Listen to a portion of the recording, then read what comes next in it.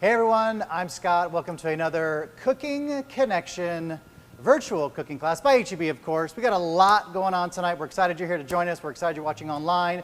So many great things to first tell you. First off, if you're watching on Facebook, just know that as we go through our class, you'll see some items. It's a shoppable. So when they come up, you can click on it. If you go, oh my gosh, I want that orange juice. Oh my gosh, I want that cast iron pan. You simply click on the link. It'll take you to the HEB website. You can purchase said item and you'll be on your way to fantastic things. Before we go any further though, I do want to introduce my homie, my friend. She got mad at me earlier when I didn't say that. My fact checker. I didn't get mad. My person who keeps me on track. The ultimate Charlotte Samuel here with me as always. Thanks so much for being here. You're friends, homie? Yeah, I mean, I feel like it's pretty much understood at this point, but I guess I need to keep reiterating that fact. I just wanted to hear you say it in front of a whole bunch of people. Thank you so much. I'm glad to be here.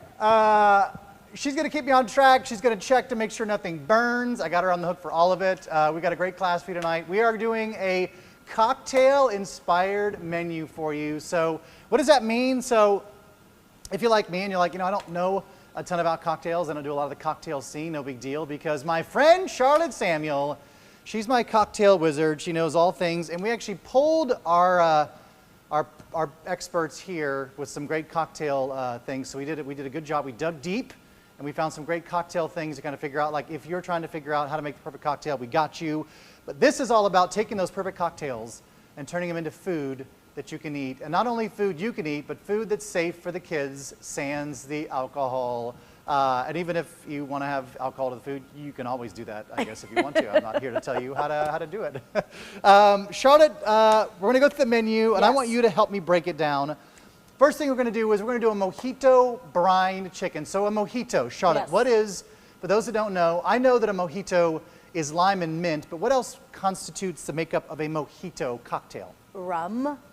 Okay, light rum, dark rum, spice rum? I mean, I'm sure you could do a dark rum, but typically it's going to be a light rum. So a lighter rum. And then you sort of like put the ice in there and you like muddle up that mint. Got to muddle it, muddling's a big. Yep, and then you get, it's very refreshing, and then some sparkling. Some sugar. Yeah. Oh, that's sparkling water, there you go. Topo Chico, I like a sparkling. I mean, I'm sure you could do it with. Flat? Common man like me is okay for flat water? No, it has to be a sparkling. It's a sparkling thing. We're going to pair, we got a great salad we're going to do. It's really, really simple. I'm excited because tonight we're going to talk about orange watermelons, magical leprechauns, Charlotte's hate of hazelnuts. We're going to find out why she hates hazelnuts and why I can't garnish any hazelnuts, everything I do when she's here. And we're going to do a little spicy margarita vinaigrette to pair with our salad. It's really, really good. So what's in the Charlotte margarita? Because I know that typical margarita, from This Is Me, just correct me if I'm wrong, it is the, you'd have your tequila of choice, some kind of triple sec Grand Marnier, that little orange spice, that sweetness, a little bit of sweet and sour, or simple syrup, and of course the fresh lime juice, sugar. What am I missing? What's in the Charlotte margarita? When I make the margaritas for myself, I start with one large Cody cup. Oh, a large? Ice. How many ounces? Can I? What's the big guy? Pry. We're not messing around 16, in my house. 24, 36 ounces? No, Bigger? my standard margarita, I'm glad you asked, is tequila, so like a plata, like a silver tequila. Okay. Topo Chico, of course. Of course, and Topo then Chico. a tablespoon or so of, are you ready for this? I'm ready. You ready? A tablespoon, or tablespoon of frozen Minute Maid concentrate, like the can. Lime concentrate? Yeah, Okay, so if you're writing this down, Charlotte's so far you got the tequila. Tequila, Topo Chico. Topo Chico. Frozen ice, limeade concentrate. Frozen limeade concentrate. What else? Squeeze a lime That's and it? a big straw. So not a lot of sugar, so it's all killer, no filler. I appreciate that. That Yeah. all checks out as well. Everything in a giant Cody cup checks out as well. So the spicy margarita vinaigrette we're going to do, today's going to have a little bit of orange. For our acid, we're making vinaigrette. Obviously, we got to have a nice mix of acid to the oil. We're going to add a little orange zest, orange juice, a little bit of lime zest, lime juice. We're also going to add a little pepper. So I feel like, and this is, Charlotte, correct me if I'm wrong, I feel like in Texas right now and kind of in other places, the spicy cocktail is kind of making, like, it's definitely prevalent. There's usually, every place you go to, there's some kind of spicy margarita. We're doing the same thing. We're going to add a little, what are we adding? Jalapeno, that's what it was. I had to think for a second because there's so much going on in my brain right now. I had to spit something out the door. The jalapeno. Now, if you like a little spicier, you can definitely amp this up. You can add a little, you can add serrano pepper if you want to. If you are like me and spice, you're like, hey, I'm a little Makes me a little hot. I start to sweat under the eyes and start to schwitz. Like, you don't want that. Like, you can always go with cutting the seeds out and just use the outer side. If you want to completely omit it, I would say go mild, so do like a poblano pepper, but the pepper in this vinaigrette really, really kicks everything off, so it's definitely worth doing it. That makes a lot of sense because like in just the way in cooking, right? So like the herbs and the spice go really well with a little bit of that sweetness. Same with like in a cocktail, right? So the mints, the herbs, the citrus, it all works. And no garlic in that vinaigrette. You'll be very happy to know. I'm very happy Zero about garlic. that. The aromatic we're going to use, because we are going to turn this more into a savory application, we're going to use a little shallot, although I haven't been able to find shallots anywhere. So if you can't find shallots, don't worry. We're in the same boat. You're good. I'm going to show you that we're going to use red onion instead. It's okay. If you find a shallot, fantastic, but if not, I got you. All right, the last, and certainly not least, the most popular cocktail will be the s'mores skillet. I don't know if that's ever a cocktail. I don't know if there's a s'mores thing. I don't know. I don't drink enough to know. They have a s'more marshmallow flavored vodka. No, they don't. Yeah, they do. They do. We obviously don't sell it at H-E-B because we're a grocery store. Do they melt marshmallows into the alcohol? Listen, Like I would imagine. How do they get the artificially flavored? I'm assuming. It's wizardry and it's amazing. It is. It's magic and it scares me. All right, s'more skillet is really, really simple. So now if you're looking at the recipe, you're going to notice the recipe calls for one of these fantastic Cocinaware Texas-shaped skillets, which are fantastic. Oh, sorry. Here we go. We have 7 cameras. I'm not even kidding you. Rob's like, he's got to be on it because I move fast. So we got 7 cameras. This is our Cocinaware. We got the small one and the big one. Because you're watching live, and yes, you can always go back to the recipe and refer to your recipe as always, we're going to do a couple of things a little bit differently. So tonight's s'mores skillet is going to be made into a s'mores nachos. Stick with me. So what we're going to do is, instead of the actual s'mores recipe, the s'mores skillet, we're going to cook it a little bit of butter in a Cocinaware cast iron skillet. We'll add our chocolate. It'll all melt down beautifully. The marshmallows get swirled in. Then you take strawberries or graham crackers and you dip that and then shove it into your face over and over and over again. Instead, we're going to take the same application and I'm going to put my graham crackers on a giant platter and I'm going to pour molten hot chocolate all over it. I want to say this is a live show. What you're seeing is no commercial breaks, no stops, no takesies, backsies. We just roll straight out of the gate, and this is how it is. So if something happens, you're going to get to watch it live. We're all in this together, which is why we encourage you to stick around.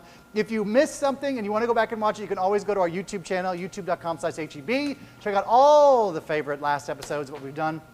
Check out what you missed, get up to date. We want to make sure that as you're doing this, HEB is such a great company that we love you guys so much, and our customers and our clients. We want to make sure we teach you and help you along your journey, wherever that is, wherever you are as a cook in your journey. We want to help you. So tonight we're going to get started. So we're going to get our brine. We're going to make our brine first, and I'm going to show you, because we're going to grill some chicken breast on our grill. I've got a preheated grill. I'm about medium-high heat, probably 325 to 375. I've got it heated up. I'm ready to go. But I'm going to show you how to take apart a chicken. We're going to do an 8-piece chicken. I'm going to show you how to take apart a chicken in 8 pieces. I'll also show you if you want to do the whole 10-piece breakdown, we can do that as well, but I'll keep it at 8 because I like the thighs and the legs attached, those leg quarters. The brine, what does a brine do for our chicken, number one? So a lot of poultry, you'll see, like during Thanksgiving, we do a lot of brining because we want that insurance. I'm going to grab my 3 quarts of water here. We want insurance for cooking the bird. So typically, the recipe that I'm using calls for chicken breasts. These are the boneless, skinless chicken breasts. There's not a lot of fat on the boneless, skinless chicken breasts, obviously. So in order to throw it on the grill, a lot of times it'll overcook very quickly, and so you'll be like, I missed the window of opportunity where now it's like a piece of rubbish. You can throw it around the backyard, use it as frisbee, whatever you want. But like the brine that we're going to do is how we're going to get all that great mojito flavor. So it's going to have the lime, the mint, the peppercorns, the salt, the sugar, and so the brine is going to act to not only when you just season a piece of chicken, you grill it up, it has the flavor that's kind of there, you know, it's good, you may season a little bit more, stuff falls off. The brine gets it all in every cell of every piece of every bite of chicken. So every time you go to cut a piece of chicken, it's all flavored the exact same.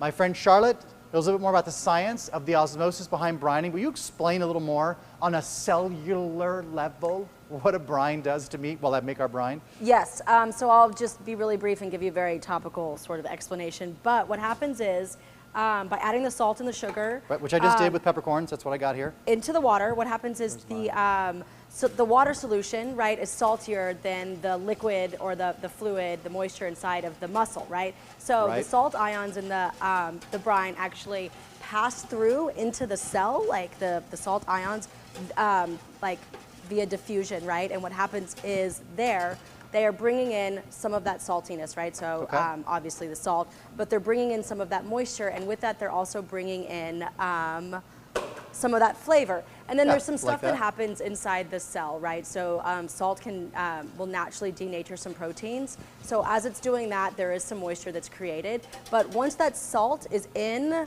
that cell and that moisture, it's not like, coming out. It's locked in. It's locked in. Holding it all. So it stays like there during the cooking process.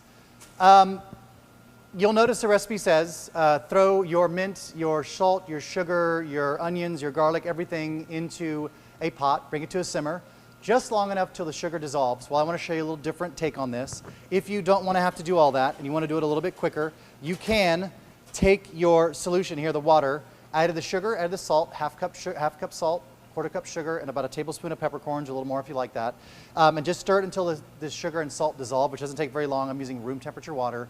I'll add the cold chicken, I'll throw it in the fridge. It just skips a step. However, one little change in the recipe, 3 1/4 cups, or 2 1/4 cups, or 2 1/4 quarts, I'll get it right one of these times, 2 1/4 quarts of water. I use 3 quarts of water when I'm just dissolving it like this, because you are going to add ice, and ice is going to up the hydration, which is going to help in the overall brine. So that's the other caveat there. I'm adding 3 if you're going to do it just like I did. About a third to 1/6 of an ounce of mint. I use a lot of fresh mint. So I'm going to roll this. So the cooking process, I don't know if you can see it, I got my big fat head in the top view. Sorry, Rob here. I'm going to roll it around. The reason why I'm going to do that is because when I cook this, if I was going to cook it on the stove top, it's going to kind of like pull it all out, right? It's like making a stock, so it's going to pull all the flavor out of the onion and all that stuff. So I'm going to roll this around to kind of bruise the cells. You can see how they kind of get a little weepy. That's going to let out all that great oil, those essential oils in the actual mint. I'm going to throw that in there. I got a whole bulb of garlic. So before I do this, a little bulb of garlic here. Beautiful, easy to do. If I want to take it all apart and smash it up, which I am going to do, I can just take it and smash like that. And then the little cloves come apart. All done. A little brute force. A little brute force is necessary every once in a while. So it's really pretty. This is from H-E-B. It's a little purple garlic. It is pretty. I got it at my local H-E-B. So I'm just going to smash it again. All I'm doing to those cloves, I'm going to put it cloves and all. Doesn't matter. The skins and all doesn't matter at all. What I'm doing is, again, I'm releasing that oil in there. The onions I've chopped up. I'm just going to toss those bad boys in there.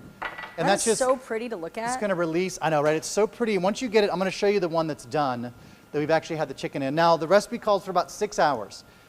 Anything will help with these. I'll just say that. So any amount of time you give the chicken the brine is going to help. I think the magical time is around 6 to 8 hours. Overnight is good. The longer you leave it, it's not going to do much. In fact, sometimes it just gets it's only going to absorb so much through that osmosis. And if you want to go back through that, you can have, Charlotte will repeat that. You can watch it again and again, her explaining on the cellular level why. We got to have the lime zest and the lime juice. So I'm going to zest off our limes here. I'm going to zest just a few here just to show you. And then I'll get all this stuff in brine. So we're going to zest all 4 of these limes. That's probably good. This one here. And then I'll just cut it open and I'll squeeze the juice out of it. And what it's going to look like in the end, and I will show you, is this. And I'll put the chicken I'm going to do into the brine that's already ready to go. All right. You get the gist. A little bit of our juice and zest from the limes. Again, really, really fresh flavor. If you think about all this great stuff here, you got all the lime zest, which is going to give all that great flavor to the chicken itself. And we're going to finish this, when we plate it up, we're also going to finish with a little bit of lime zest as well. You know what I love about squeezing fresh citrus is it'll always tell you where your cuts are, because you'll feel a sting and you're like, oh, I didn't realize that was a new cut I have. All right, I'm going to leave this here because I'm going to debone our chicken on the same plate as I did this. Now, this is a little bit of food safety 101 here. If you are going to dispatch a chicken, if you're going to break down a whole chicken, which I'm going to show you, always make sure you completely sanitize the workspace afterward. Don't go right into cutting a chicken, give it a little wipe, because all that funky goodness is still going to be on the board. Switch it out completely, sanitize, and then cut on a brand new cutting board. That's my food safety 101, just between us. All right, so this brine will get all this stuff. And let me show you this real quick. This is our brine. That is done. It's ready to go. You see how quick it dissolved too, but here is, let me just show you this. Overhead shot, Rob. Wait for it. Ta-da. So the chicken has been in this since 11 o'clock this morning. Now, I've gone ahead and taken some chicken out because I want it to sit at room temperature, because the last thing I want to do is literally have this from a 41-degree fridge in 41-degree water, nice and cold, take it out, and then go right from this to the grill, I'll have beautifully caramelized, crunchy chicken on the outside and beautifully raw carpaccio on the inside. So let your chicken sit at room temperature for a little while just till it gets to a room temp or just cool, and that way you're not going to be cooking at a deficit, so you're not trying to burn the outside. One great tip that helps with if you're going to when you're grilling out chicken is to do, I think we talked about it at the Grilling Open, the 2-zone method, which is where if you're doing a charcoal grill, you'd have your coals on one side, you'd have an empty side of your grill, and that way you can sear on one side, then finish over indirect heat. That's a great way to do it too. And especially if you just are in a hurry. But so here's some of our chicken. Look at all that. See, look at all this mint. I don't know if you can see all that. Look at all that. I use that room temperature trick when I am frying chicken as well. That's a great tip, yeah. And so you also we talk about breaking down a chicken. You like to use a whole chicken too. So here's our chicken. Look at that, all the peppercorns. Now all the lime and everything else is gonna stick to this. Now typically I would wash this off, but it's not really that important to me that I wash it off. I'll just cook it like it is. No, I want all that goodness on there. Yes, I'm like, I'm okay with that. I need here's my thing. Do you need a plate? Nope, I got it. So I'm gonna take these bad boys out here. Now these have been sitting in there, so here's my little drumettes. I can't wait to show you all this great stuff. That mint, if you could smell this, all you'd smell is the fantastic flavor of the lime and the mint. And you get a little bit of that garlic, you get a little bit of the fantastic onion, those aromatics. You gotta have the aromatics, man. You know, I don't see why you couldn't put a little rum in this guy. You could. Although, what about Timmy, Charlotte? What about Timmy? What's Timmy gonna eat? Is Timmy gonna eat the rum-soaked chicken as well? Well, I hope that Timmy wouldn't drink the brine. It'll cook off, right? Obviously. I'm just razzing Charlotte a little bit. All right, so I've got our brine here. We have our chicken. All right, so we're gonna break down this chicken. I'm gonna put these guys over here. Actually, no, I'm not. I'm gonna put them over here. Put them out of the way. So when we're breaking down the chickens, now I went ahead, I did a good deed for myself. I went ahead and dried these off, so it's not gonna have juice oozing everywhere. I'm gonna pull them out of the fridge here. So the recipe calls for, have you got it in front of you? Chicken breasts, 2.5 to 3 pounds of the, and you can see here the H-E-B natural chicken. So these are both the same. You can see on our overhead cam. So these are the H-E-B natural whole chickens. This is the H-E-B natural chicken breast. Whatever chicken breast you want to use is totally fine. I'm going to go ahead and bust these guys out of their coop here and put this right in there. They'll go right in the brine. I'm also going to nestle these whole chickens in here. Now, I'm going to grill the chicken breasts. Again, they're brined, right? So we have a little more insurance. But I'm going to break down, and don't ask me why I'm going to put a glove on now after I've just handled raw chicken, but I just am. Because I feel like when you break down a chicken, you just got to have, I don't like having all that slippery touching raw, stuff like on me. I can touch a lot of like things, like stuff in the kitchen, whatever, but for some reason, raw chicken, I'm like, I need gloves on my hand. Sometimes it just feels, you don't want it to get away from you, you don't want to slip and slide. So you can break down a chicken fairly quickly, and I'll show you guys just how fast you can do it. My thing is, when you're first learning how to break down a chicken, go slow. Don't be in such a rush. I'm not going to use any special knife other than a chef's knife. That's all I think you need. So if you look at the chicken here, the way I break it down, I don't know if this is right or wrong, this is just the way I like to do it. I go legs first, so I do the drumsticks and the thighs. I get those off first. Next, I handle these guys. I'm sorry, every time you say, this is how I break it down, and then you said the legs, I feel like you're going to dance. Yeah, this is how I break it down, So that's how we're going to break it down. And then last, I'll finish with the breasts, and I'll show you why. So here we're going to start with the legs. So you can see now I'm right-handed. So you'll see me flip the chicken around when I go the opposite direction. It's just for my ease and comfort. You're going to take, so you see this little line right here?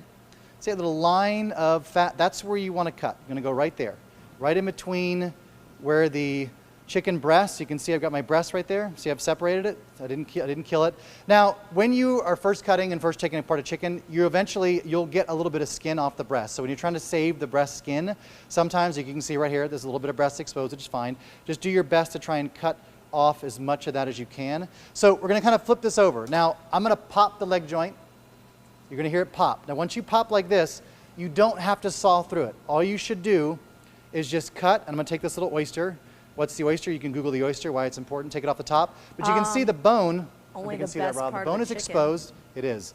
And you should just be able to go straight down through here, as long as I'm not getting the thing, and take it right off. It's not like me having to chop or do whatever. So there's a leg quarter.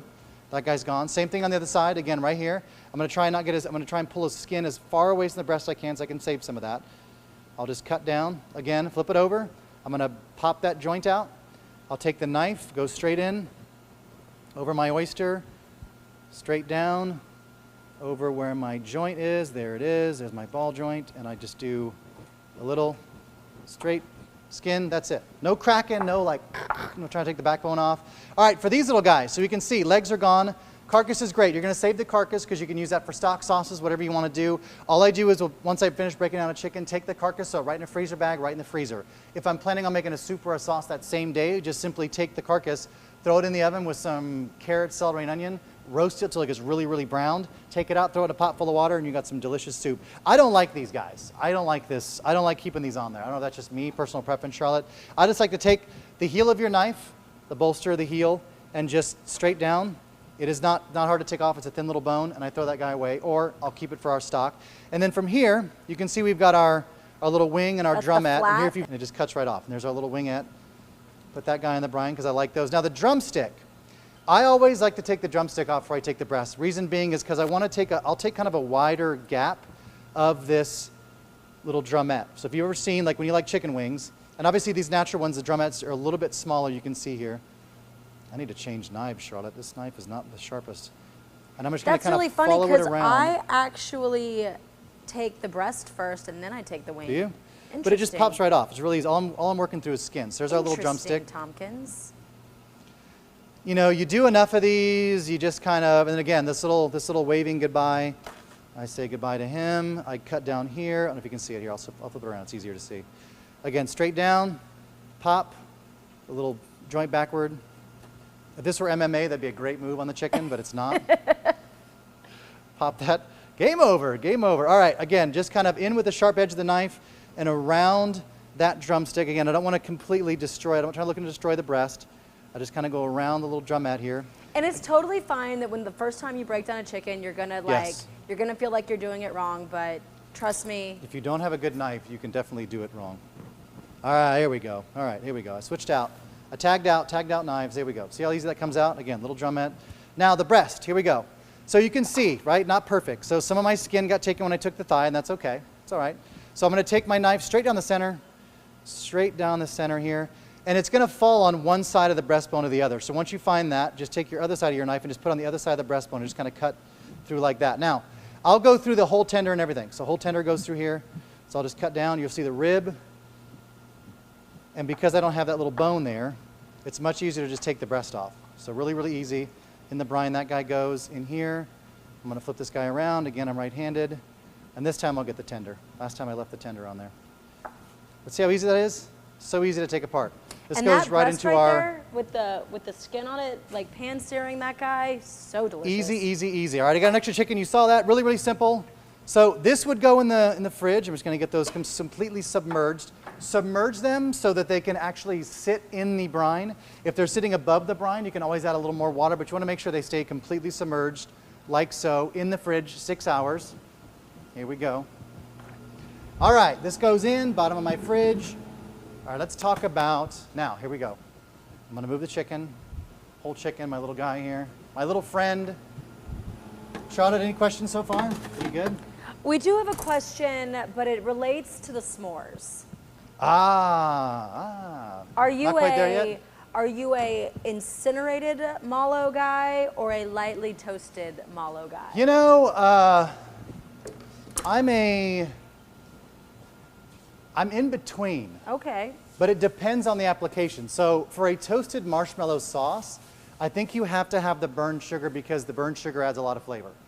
Although if I were making myself a s'more, I would do the slightly like darker brown, almost going to where it's about to catch on fire. Everybody's been there at the campfire, you're doing your little thing and you're like, oh, it's on fire. Like it's the first little bit right before it catches on fire is probably my perfect marshmallow.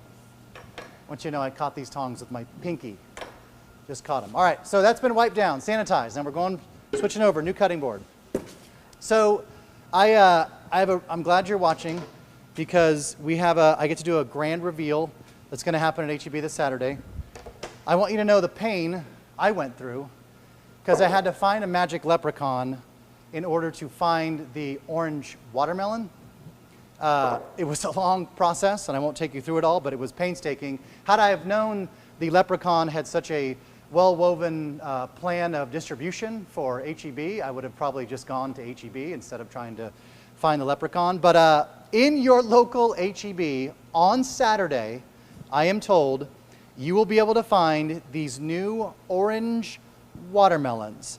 So we're going to make a vinaigrette, and I want to use this brand new orange watermelon. I'll say it again. At your local HEB this Saturday, you will be able to find this orange watermelon. So everybody knows what a regular watermelon looks like. Let me grab my red watermelon.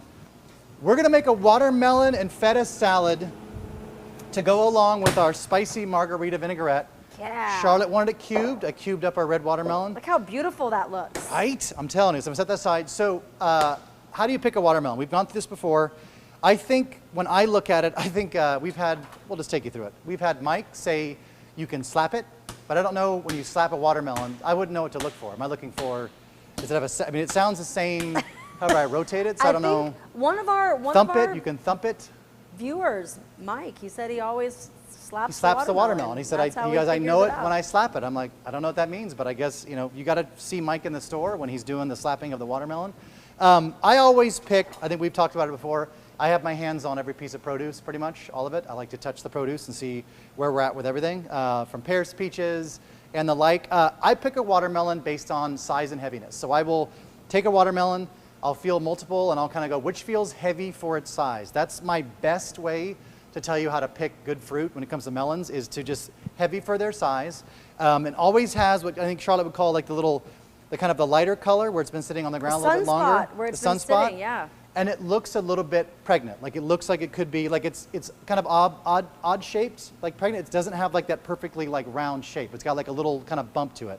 Like kind of bumps out on one side. Like one side may be thinner, one side may be bigger, which is why we call it kind of the baby bump. So it has that little thing going on, but I'm excited to show you this. Orange watermelon. Now you can find the yellow watermelon if you had that one. They're all very sweet. The orange watermelon, I have tried this before. It is delicious.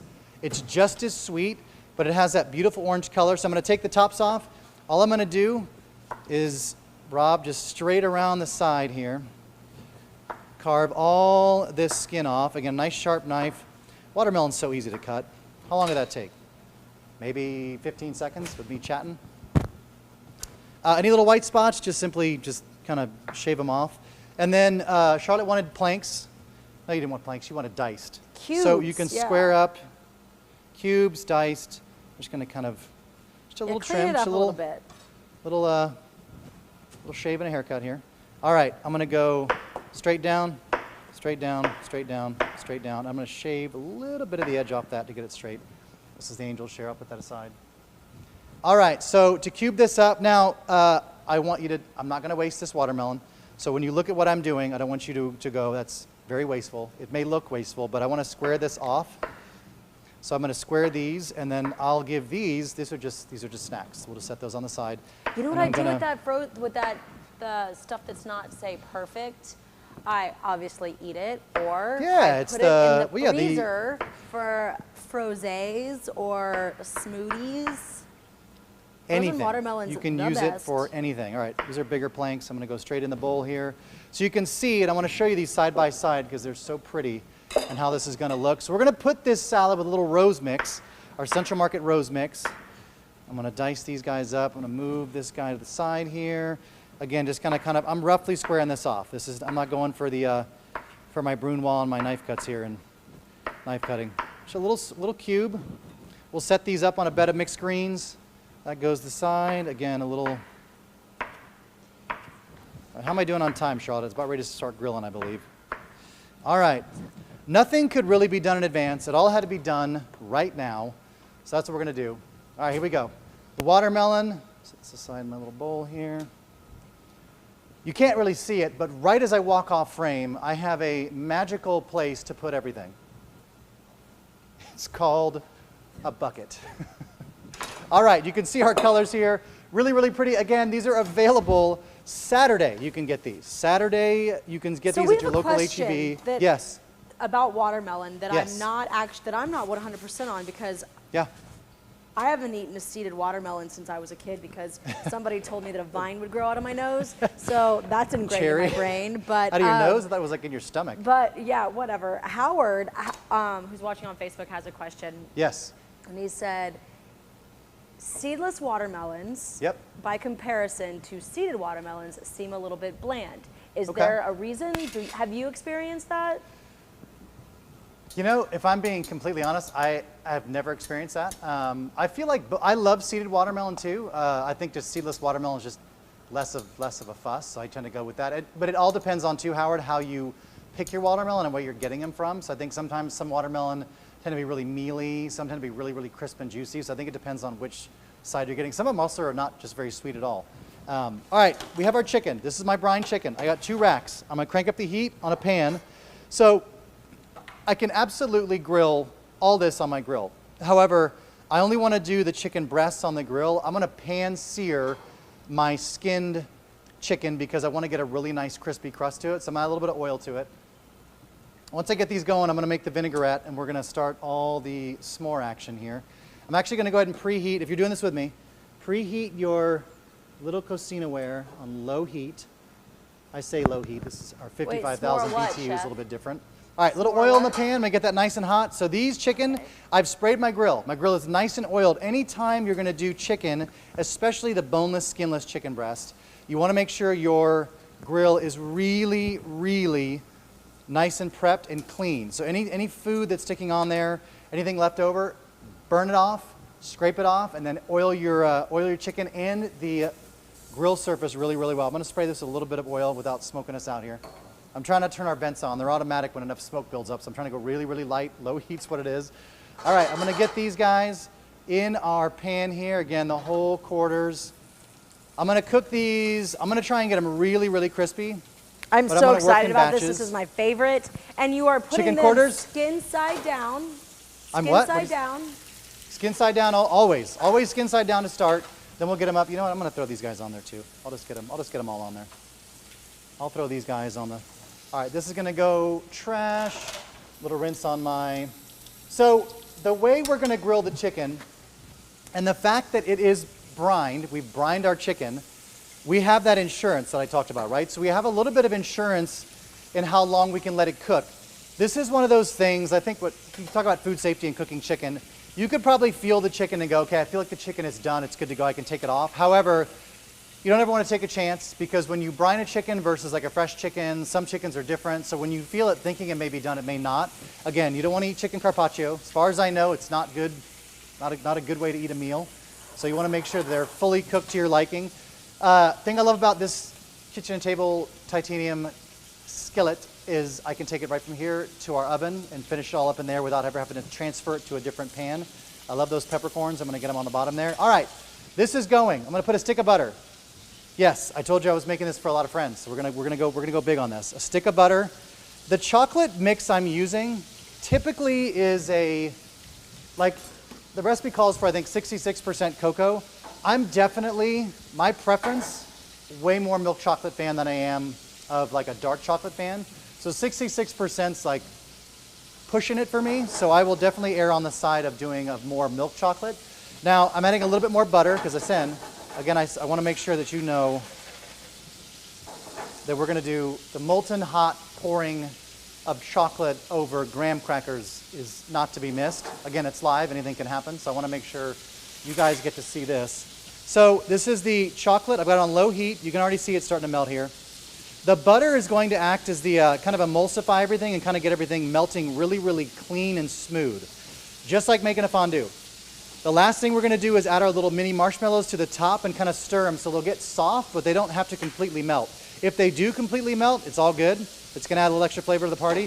One thing I am going to say it's not in the recipe, a little pinch of salt, especially in chocolate, always brings out that flavor. Not enough to make it a salted chocolate, but enough to make it, just a really, really rich, creamy. All right, I'm going to let this go. You can see that's going to start to get. I got chicken going. I got that going. All right, let's do our dressing. So I've got beautiful watermelon, the salad. We got our mixed greens, and because we like to take risks on live television broadcasts, we're gonna do it without the lid. Oh, you're so so dangerous. Without the lid. We're gonna make our dressing. So the spicy Margarita vinaigrette. Charlotte, I trust you will not let anything burn or go bad. I'm trusting you to watch, have eyes. Your olfactory senses, smelling everything as it goes.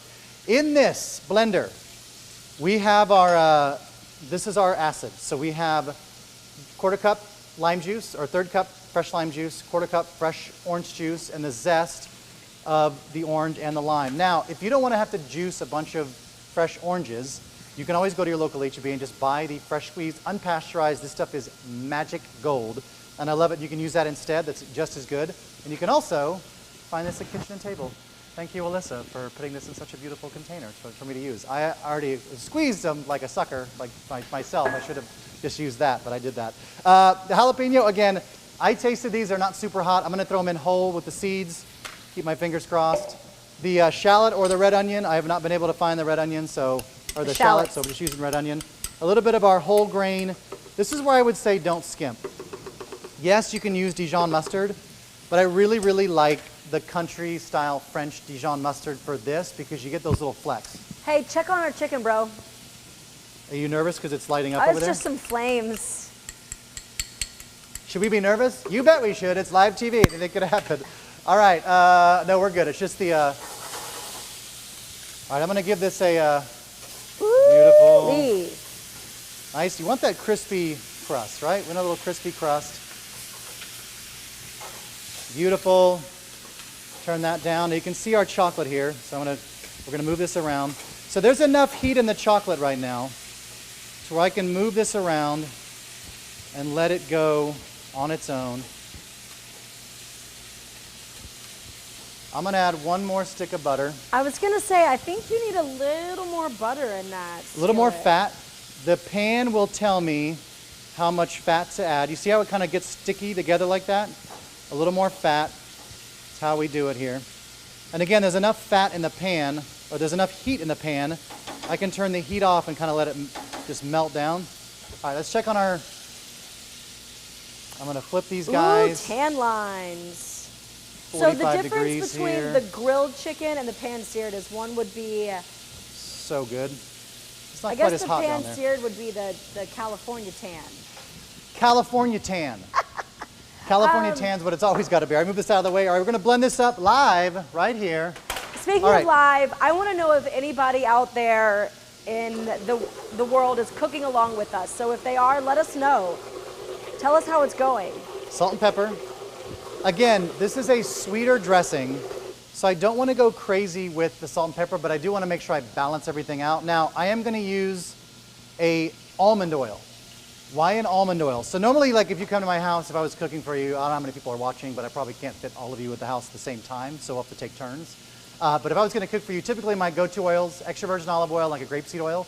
However, in this application where I've got some sweetness from the cane sugar, liquid cane sugar, I've got a little bit of that orange juice, the orange zest, the lime zest, a little sweet going on.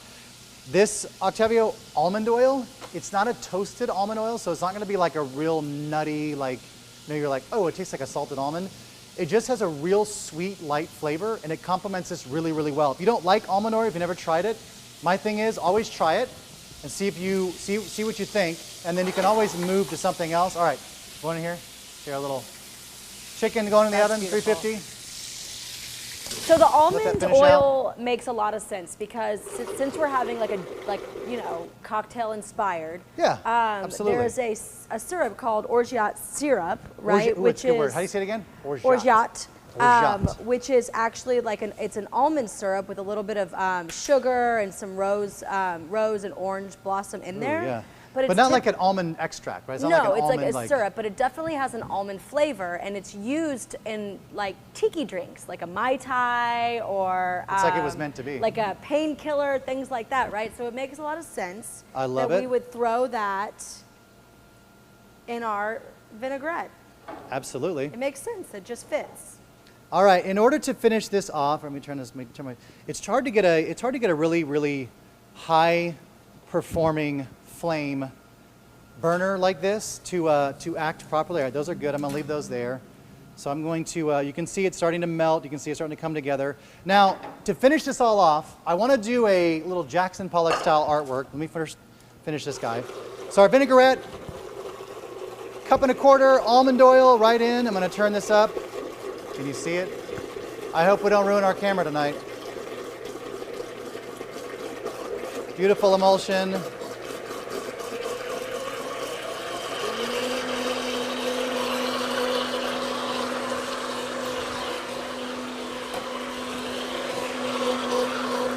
Perfect, Rob. I was 60% sure it was going to work without breaking the camera. We did it. I'll take that percentage any day. All right, dressing, really, really simple. This goes into the fridge. I'll take out one that's already done. I'm going to stir this. We're in the running right now. All right, so we're gonna top our. I really want to top our s'more with something good, and it's not a recipe you're going to find on HB.com or just on the shoppable app. But it takes 10 ounces of marshmallows, some spray in a fantastic little non-stick pot. Is this the secret menu? Are you giving us the secret menu? It's the secret menu. Tompkins, I'm afraid your pan might have been hot on that 4 million BTU stove. No, we're okay. You know why? You're okay? Because I'm just going to add more butter. All right. When in doubt, Charlotte, add another stick of butter. Yes. Yes. The chicken is going well. Everything is fine. I'm going to do, I'd like to cook these like 90% on the one side and just flip them over for good measure. These guys are looking like they're closer to being there. I'll let those guys sit. All right, so the butter's going to go in. So in order to top off our s'mores, we are going to add marshmallows to this. However, I also want to add a little extra flair to this. I was told I'm not allowed to use hazelnuts. Because they're gross. I feel like, will you just explain why hazelnuts are such a, I think hazelnuts are fantastic. Because every human being on the planet is different and has their own preferences and tastes, and that's what makes the world go round. And in my world, hazelnuts are gross. You know what, fair enough. I'll accept that answer. We're going to not add hazelnuts to it. And we're going to add, you saw me spray the pan. This is the recipe. 10 ounces of marshmallows. When this is ready, the marshmallows should be creeping up out of the pot. We'll just watch this. All right, ready? Also, I want to take a vote. Yes. Out there in the world. Hazelnuts? Do hazelnuts belong in a s'more? Why would they not belong in? Okay, I'm just asking. I mean, Nutella, which is predominantly hazelnuts with chocolate, why would they not go together, right? I don't think you're wrong. I think hazelnuts can be polarizing. I think Nutella may be a little polarizing. All right, here we go. Here we go. See how we're melting? We're coming back up. There it is. We're getting into that glossy. See, pretty much butter. This should show you that butter can pretty much fix everything except taking the stains out of my apron with the chocolate. That's pretty much about it. Ooh, Albert says he'd prefer pecans or walnuts in the s'more. Oh, there you go. All right, I'll accept that. I like right. that. That'll work, Albert. Courtney says she's into the hazelnuts. Okay, well, I appreciate you, Albert. Wow, Courtney, you know what? I appreciate you. I accept who you are for your hazelnut loving. I'm the same way. I believe that we should all just, you know. Look, you brought that chocolate back. Okay, I was afraid there for a second. And Charlotte, I'm going to be honest with you. I was never scared because I knew this was live TV, and worst case scenario, we would make something work out of what it is because that's what we do at HEB, right? But I think we should touch on this really quickly. So if you are putting chocolate into a pan and it gets a little too hot or it doesn't seem to melt very smoothly, add some fat. So like coconut oil would work beautifully, butter. You could even use like a vegetable oil, like an oil that doesn't have too much flavor. All right, so the pretty much the little chunks are starting to kind of all blend together. All right, this is where I'm going to add my marshmallows the first time. A little marshmallows to the top. Now these are going to start to kind of just the natural heat from the pan, and I'm going to kind of turn it on and off as needed just to make sure they're melting. I've got my spatula over here. I'm going to move all that. I've got our chicken that's still going. I don't know why I'm touching it because I'm going to take the temperature of it later, but I just want to make sure we're all on the same page here. Move this guy over. Move these guys over. Clearly, it's at our kitchens here, our test kitchens, we have a hot spot in the grill, and it's right here. That's where it is, right there. I've identified the hot spot. It's right there. Sometimes it changes based on where we are. The chicken in the oven is still going. All right. Let's plate up. Are you ready to have salad? I am ready to have salad, but I want to go back to the chocolate for a second. We had two comments on the chocolate. Curtis says there's only 3 ingredients in a s'more, and that would be you start with the graham, you put the chocolate on the graham, you melt the marshmallow, you put the other end. You're not wrong. The other end, right? I'm with you on that, You're not Curtis. I have seen The Sandlot. Also, Abraham asked a question about the chocolate, and he was saying, does the butter affect the flavor of the chocolate? Yes. Everything to the positive, though. It will not. It is not going to hurt the. So basically, what we're making here is fondue. So Fondue. normally when you make a s'more, and Charlotte's absolutely right, when you make a s'more, you're at the campfire, right? If I'm making a traditional s'more, this is my process, right? Before I plate the salad, I have two. This is what we're all taught. And if you've never made a s'more before, it's okay. Welcome. Tonight we're going to change your life. This is the graham cracker, right? You'd have your basic graham cracker, HB graham crackers. You would add Charlotte would say your Hershey's chocolate piece to the top. You same start with size. the graham. The graham, then the chocolate. And then you would run over from the campfire a marshmallow, be it on fire or be it just lightly toasted. And you would place it on there and you would use the other graham to smash it, and then you would pull the skewer out and you would squish, and the heat from the marshmallow would kind of soften the chocolate. This is a great way to s'more. It's the way we all grew up. But the s'more nacho is a whole different animal, and that's what I'm going to show you tonight, because I want you to think about, if we're making the s'mores like this, all that chocolate that we're pouring over the top of it, it's going to, like cereal, when you pour cereal over milk and it like starts to get soft after a while, eventually, once this all sits, you should be able to take a spoon and just slide a spoon through this right into your mouth. Okay. So, all right, I'm using the rose blend. So why do I love these so much? I'll tell you why, doggone it. I love these because you can find at your local H-E-B these different blends in the clamshells. I did go ahead and pre-rinse these before. These are ready to go, but I just like to, just in case, just give it a little rinse. You can't find some of these ingredients separate. Like, you will not be able to find Mizuna. You wouldn't be able to find the small organic baby radicchio or the baby pak choy. You wouldn't be able to find those. But in these blends, they kind of put it all together to make a really nice, beautiful, sweet blend. So that's why I love the rose mix. If you haven't tried it, you got to check it out. So to build this salad, because we are making the watermelon the centerpiece, I'm going to start by just putting a little blend of the rose mix just on the bottom. Now, if I started to pile all the watermelon on top, as you can see, sorry, Rob, I got my fat head in the way. You'll see as we start to pile it up, if I do all this and kind of just drizzle the watermelon dressing, or just the watermelon, the dressing over the watermelon, I'll figure it out. Here we go. Wait a minute, brain, stop, reset. And if I put the watermelon on, the dressing over the watermelon, bam, there it is. I got it. I don't know that it's all going to seep down to the greens, and if we're serving it family style, you may scoop some and go, yeah, the watermelon's really good, but I can't really taste the dressing on the greens. It just tastes like kind of sweet lettuce. Great, sweet lettuce is fine, but that's why a little salt and pepper over our, just a little touch to give it, just to wake it up. And then we're going to add a little bit of dressing to the greens. Again, not a lot, just a little. We just want to make sure we got enough to kind of flavor. It's about making sure at every point. One more. Every point. Is this like you had this earlier? You said this is like one of your favorite dressings? This is my favorite dressing. Good. You know why it's my favorite dressing? No garlic? No garlic.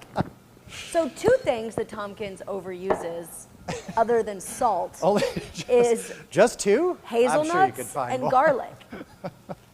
Hazelnuts and garlic. I feel like, come on, somebody out there has got to say hazelnuts they're good. Courtney they're good said on she liked the hazelnuts. Yeah, Courtney's she's on my team. That's why. That's good. We're on the same team. Okay. We know that hazelnuts And are that's okay. fine. Hazelnuts didn't hurt anybody. You know what I mean? No, Unless you're allergic, and then proceed with caution. It's not my fave. All right, orange watermelon's going to go on. You know what's missing from this, which I couldn't find, is a yellow watermelon. That'd be like the trifecta, right? So a little bit of this scattered watermelon over the top here. Come on, Samuel. What? This is A beautiful. little more orange. This is just fresh. Now, if you go back in 5 months and we're like, November, December, it's like wintertime setting in, and you're like, you know what, I really wish I could have something like this. You can go back and rewatch this video and see, again, that it's really easy to make the mojito brine chicken and put it all together. All right, so you can see, all right, do you see this? Ooh, look at that. So it's very, very, so I'm going to turn on the heat just for literally a second. Just for a second, we're going to go 1, 2, 3, that's good. Back over here. I'm not allowed to add, I'm going to add pistachios to this. She won't get mad at me if we add pistachios. In the salad? Feta cheese, yes. Feta cheese. Pistachios are wonderful.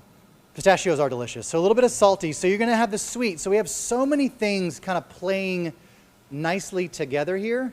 The feta cheese, now if you don't like feta, if you're one of those people that think feta smells like feet, you're not wrong. It does smell a little like feet, but it doesn't taste like feet, and that's what's important. It's not as like feet-y as like some blue cheeses out there. Yes. There are more feety flavored things and smelling things. You're on the right path. But feta's delicious with watermelon. Now, one more trick that I was going to say, do not do not let the summer go by without trying one simple thing. When you go to H-E-B this weekend, you find the orange watermelon, be like, yes, I can't believe Scott wasted all his time with that magical leprechaun. I don't know either. We just did it. It is what it is. But the distribution that he had is fantastic, and it's at your local H-E-B. Take that watermelon, cube it up, add lime juice, fresh lime juice, a little bit of fresh basil and fresh mint, just chopped. Toss it all together, and then eat it. And it will take what is really good, watermelon, and it will completely amp it to an entirely different level and make it so refreshing and good. Watermelon, basil, and mint work so well together. A little fresh picked basil. I don't know where we got all this mint from. We raided somebody's backyard. And a little fresh mint over this. Again, just kind of picking it roughly off of here. It's delicious with the watermelon. A little dressing, and then I'll finish with the pistachios. How much dressing you want, Charlotte? Enough, like a bathing suit. If you have never watched one of our virtual cooking classes, Charlotte, will you explain what dressing something like a bathing suit is? You know, not so much that it's not interesting, but just enough to cover the details. Not so that it's not interesting. It's got to be interesting. Otherwise, it wouldn't be called a bathing suit, right? Or a dressing. I don't know. You can draw your own conclusions on this whole thing. All right, little hazelnut. That is it. Appetizer salad up. Good to go. All right, we check on our chicken. Our s'mores here. Oh, mama. Here we go. Can you All please, right. I don't know about anybody else, but I am waiting for this. You waiting for the molten lava pour of the, okay, so we're going to check on our chicken here. I'm going to move these guys. These guys are clearly done. I can see the juices coming up. I'll give a little temp to those guys. Whoa. Oh, soldier almost down. lost There him. you He's go. okay. Oh, nice catch. It's okay. It was close. Close there for a second, but you know what? We saved his life. All right. I'm going to tempt these guys here. Always a good idea to invest in we are good. That is at 170. This guy's at 172. He's at 174. We're way good on those guys. All right. So we're going to start to let these guys rest over here. Did you get a new thermometer? No, it's my old trusty Thermapen. It's been dropped about 17,000 times. It's good. Typically, if you're looking for a good Thermapen, H-E-B has a lot of great thermometers. We have some that are the exact same, the probe thermometers. I do love the Thermapen, and usually around the holidays, they'll do a half-off sale. And so that's a perfect time to grab your Thermapen. So you see how our marshmallows are starting to kind of, you know, this is what we want. The kind of molten, like it's all kind of icky gooey together. I am going to move. How's the chicken in the second. oven? Chicken in the oven's probably getting close as well. Okay. I'm going to pull this guy closer to me here. All right. Chicken's going to go. You know what? Let me check on the marshmallows. We have a question. Yes. What's the temp on, what should you cook the chicken to? 165 is what I'm looking for. Now, the fact that we brined it, it's going to be a little bit better. All right, can you see this real quick? What? It's not there yet. You see this? It's jiggly. You see how yeah, you better believe it is. You sprayed the pan. That's why it's jiggly. But you can see, like, if I were to, what? This is hot, so don't do that. But you see how it's not quite there, but this is what's going to be that final touch to this. So let me check on our chicken here. All right. Anybody think I was going to grab it with my bare hand? I did. I was like, oh, he's going to do that. This isn't movie magic, folks. This is live. All right, let me get a little temp check on this guy right here. There's always a natural tendency to want to just grab the chicken and go, oh yeah, this will be fine. He's at 169. That one's good. Again, we cooked the stovetop did most of the. Okay, so when you're checking the temperature of chicken on the bone. Go as close to the bone as you can. Thank you. Close to the bone as you can. This is a chicken breast. That guy's good. He's at 170. This guy's 169. We're basically there, so we can rest these guys. I'm gonna let them hang out right here and rest for just a second while we're doing that. All right, I think our marshmallows may be up before then, so we'll let it all sit. So here we go. Marshmallow, I'm going to put it just a little more heat on it. Wait for it.